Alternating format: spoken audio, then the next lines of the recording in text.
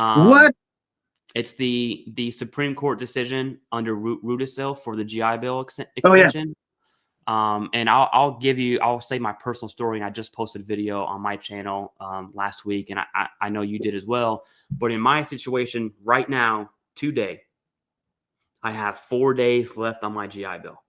And so this is the last month I can use. My semester ends whatever the last Wednesday of this month is when my semester ends.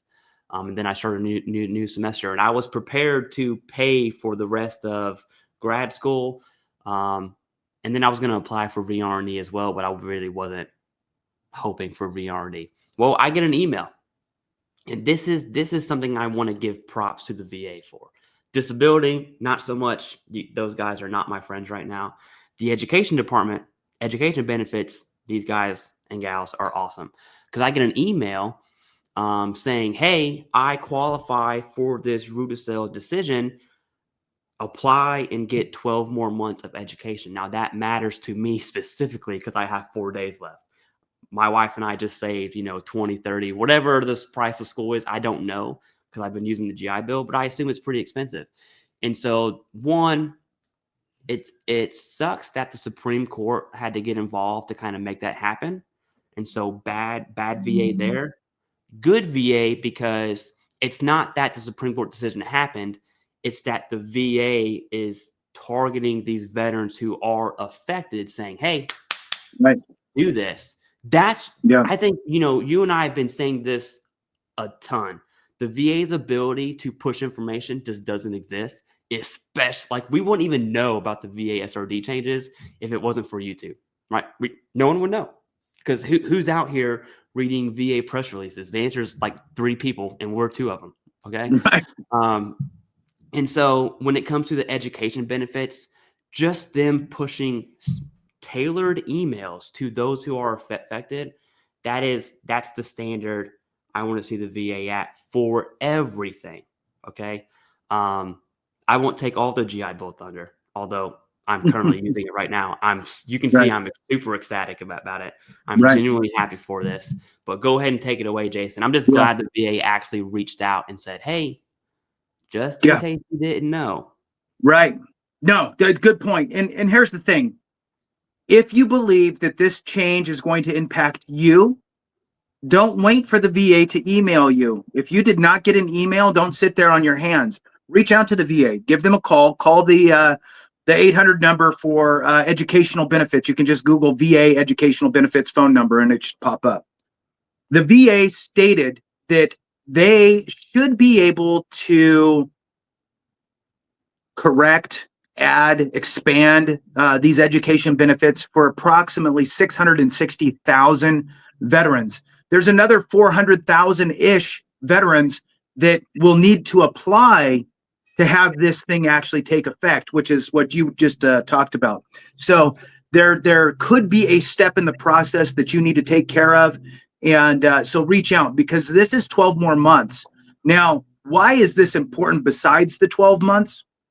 And I actually have a question too. And I don't know, since you're in this, Clay, have this in the back of your mind while I finish out my thought here. If they award you initial 12, are you able to then transfer that to anybody? Because you didn't know you had a total of X. You thought you had a total of Y, but now you have a total of X, and you would have, if you would have known, to be able to transfer to a family member, right? So that's one question. Now, here's another piece. If it's post 9/11 GI Bill that you have, I just want to talk about post 9/11 for a minute. Yeah. And you have 1 day remaining. If you have at least 1 day of GI Bill, post 9/11 GI Bill remaining, you can utilize that same housing allowance if you get accepted into VR&E. This is a very important thing, because the subsistence allowance rate for VR&E, Veterans Readiness and Employment, is, we're just going to call it $1,000 if you have, a dependent and a half or whatever.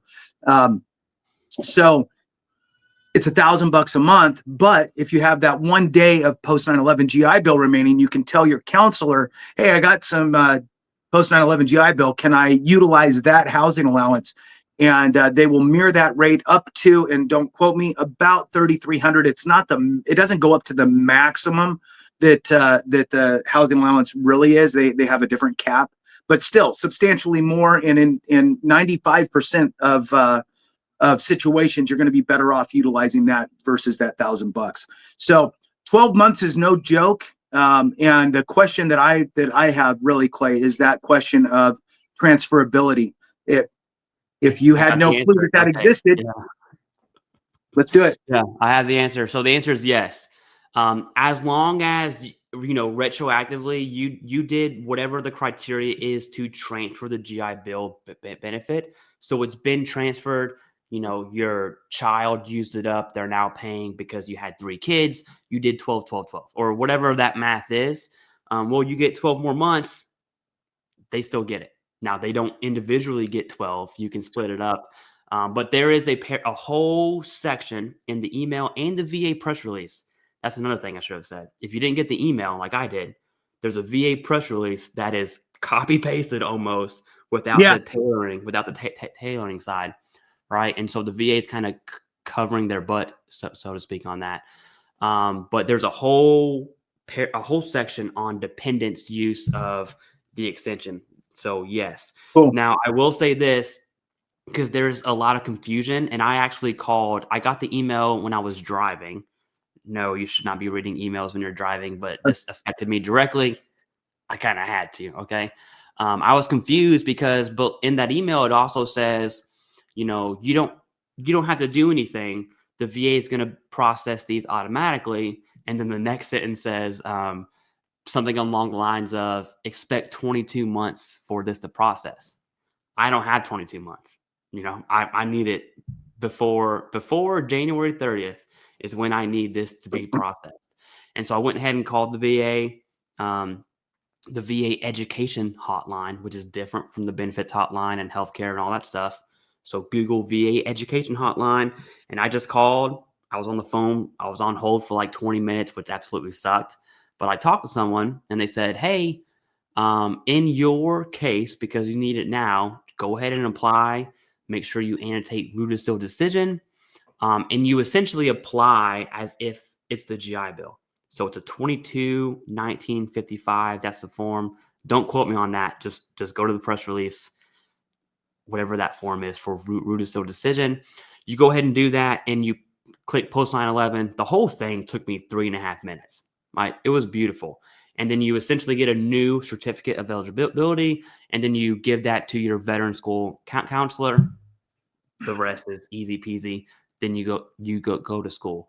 And another thing is, there's 2 major qualifications that you need. So if you're sitting there saying, do I get 12 months? I'm going to answer that question too. There's 2 things you need. One is you need 2 terms. So 2 enlistments, commissions, whatever that looks like. Okay. You need to have service. And whenever you re-enlist, what happens is you're discharged for a second. You do your oath again. Welcome back to the suck. Okay. So you have about 1.5 seconds to turn to that CO and say whatever it is you want. Now keep in mind, you're going right back into that service. So, choose your words wisely, but that's 2 terms. They can be consecutive.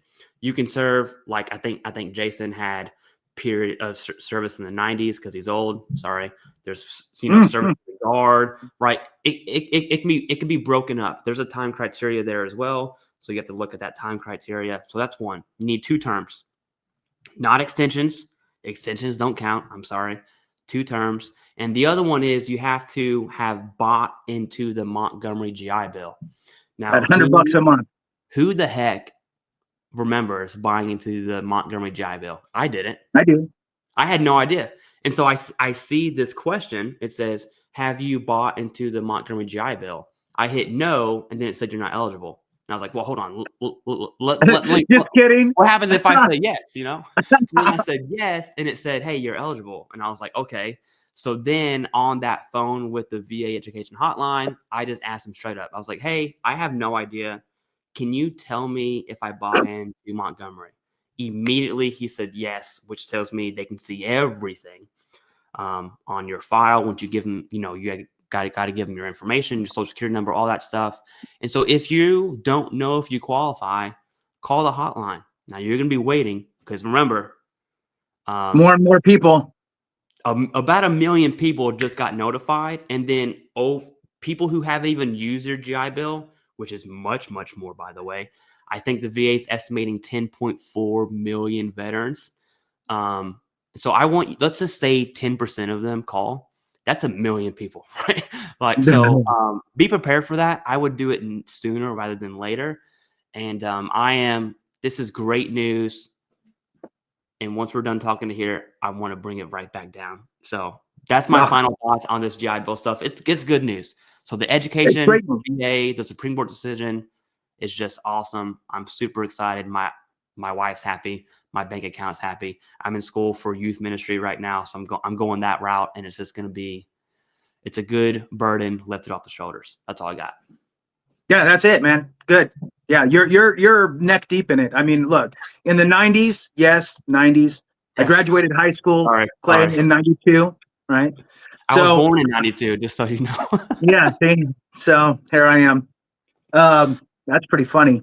So, yeah, I paid into the GI Bill, and then I was out for 12 years after I got out of the Marine Corps, and then I joined the Army Guard, 12 years break-in service. Huge. So what do you want to, I think I know what you want to move into next, but I want to hear you actually say it.